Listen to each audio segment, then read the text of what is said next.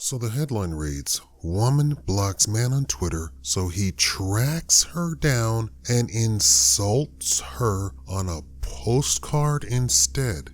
Now, of course, that tells you right there that, this man is wrong, stalkerish, rude, and possibly should be thrown in jail, right? Let's go through it, and we'll show you just how completely false, lying, vindictive, and out-and-out wrong this entire situation is. Welcome to the Shakaama Live Show with your host, Shakaama. After Lydia Shelley blocked a man on Twitter, he insisted on having the last word by finding her address and sending a racist postcard to her workplace. Some incendiary language in that sentence, right? Lydia is a lawyer and Muslim community advocate in Sydney, Australia. Wait a minute, what? These facts are kind of working against the argument of all of these insults towards this man. She recently wrote a comment piece on Waleed Ali's response on TV personality Sonia Kruger's call for the halt of Muslim migration to Australia.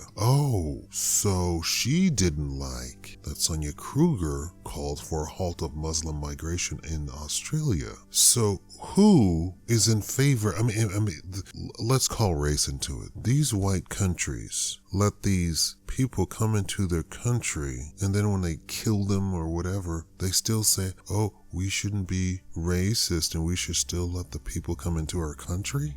Let's break that down into a house. Let's say you have 10 children. You and your wife have 10 children, and you let somebody into your house who kills about 2 of your children. Would you really say, I don't want to appear inhospitable, so I'm going to let more people come into my house? Absolutely not, right? It's illogical. When Kruger made her comments on the Today Show last week, a Mr. Ford messaged Lydia on Twitter and asked her what she believed would be an appropriate response. Everything seems okay, right? The man said, what's the appropriate response? Quote, "I told him I was busy, but will respond to him later, as I do believe in engagement and dialogue," Lydia told metro.co.uk. In the meantime, she wrote this article about the argument for newmatilda.com. Mr. Ford wasn't happy she hadn't spoken to him first. Quote, "When the article came out a short while later, he was upset that I hadn't answered him and instead I wrote the article," Lydia said, adding, "I blocked him as he didn't like it when I privately said that he didn't have any entitlement to my time and how I prioritized it." Wait a minute, let's go back up to this fact up here. Lydia is a lawyer and Muslim community advocate. So it's actually her job to speak to people? Like, that's her job. She's just not just some woman. It's actually her job to speak to people, specifically on this topic. And you'd think that would have been the end of it. Wait a minute. So she's the victim now, although she blocked a guy who asked her very civilly what she thought an appropriate response. Now let's backtrack and listen to the order of how things happened. A public figure said there should be a halt on Muslim immigration because they have problems down in Australia. They have problems. And I'm not talking about people walking around being rude to each other. They have serious life-threatening problems in Australia from the Muslim population. They have problems. So this lady goes out of her way to then make a response to calling for a ban on Muslim immigration, right? So this gentleman asked her, okay, what do you think the response should be? She is a community advocate, a Muslim community advocate. And then she blocks him. No, I'm sorry. Then she says, later, I'll talk to you later, but then turns around and writes another article on top of what she's already done. Then when he says, why don't you talk to me before writing your article, she blocks him.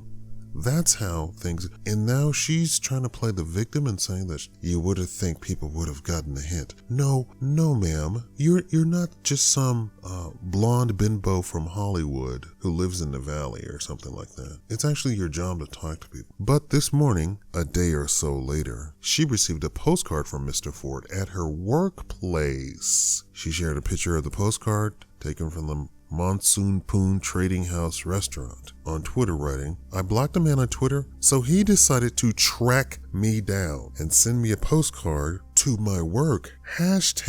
#boundaries. There's a problem with this. There's a severe problem with this. Everything that she's saying is a lie here. What is she implying? That he tracked her down, sent her a postcard to her workplace. That sounds like he did something sinister, right? The postcard reads, quote, I wanted to tell you how sad I was that you blocked me on Twitter after we'd had a calm and respectful dialogue. I did not make demands on you as you claimed. You're not a person who wants to help. You're not a person who wants or helps good dialogue. Peter Ford. Lydia later wrote of the unsolicited mail on Twitter, creepy, entitled, weird, not okay. So, of course, a lot of women agreed with her until you understand fact number 2. And then let's see the responses from some other people. Worrying. Wonder how he did that. The need to be accountable but safe, tricky. A wake-up call for me. Think of celebs. Another woman. Oh, wow, this is creepy. But Lydia was surprised at the way some men were downplaying Mr. Ford's response. Let's listen to what some men said. It's an odd thing to do, but it's exaggerated to say he tracked you down. You say where you work on your Twitter page.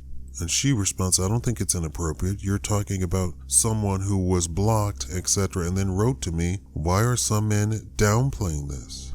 And of course, there's another response. Yes, it's all of what you say, but it's a national consequence of the utterly false dialogue of Twitter. She says, no, this is a consequence of using Twitter. This is patriarchy and racism rolled into one? How did she get that? Here's somebody else. Is there really a boundary between putting your address online and getting mail? Yeah, none of you have my address. Now, if I got mail from you all, I would be utterly shocked, because it's not possible. But she put her address on her Twitter. She's a Muslim community advocate. She's just as public as anybody else. In the public eye, I mean. And then, of course, there's the typical female response of, you go, girl. I can't believe he did that. No, you're a community advocate, and you put your address on your Twitter. He didn't track anything down. He didn't go research you. All he did was click on your picture and voila, your address comes up. And originally you said you would talk to him later, but you go on national TV and say, this isn't okay. No, what's not okay is for you to say it's not okay. That Australia doesn't have any self-determination of how to protect its citizens from a very lethal, deadly problem involving Muslims. Is it illogical that they should have a response? And what exactly are you defending? That's the real question. And then for you to then fall back into your, this is about sexism and the patriarchy and racism.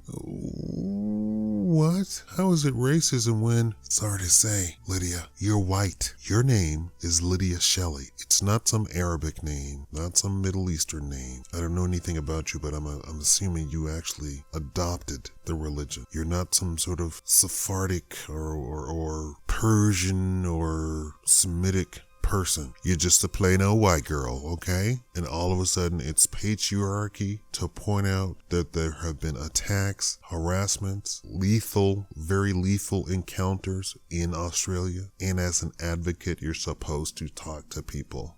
I mean, it would be kind of hard to be an advocate and not talk to people. And then to say that, somebody tracked me down. I get responses from people from Twitter, all sorts of stuff on Twitter. I'm a YouTuber, so I, of course, already know that I'm going to get some weird responses. I already know it, right?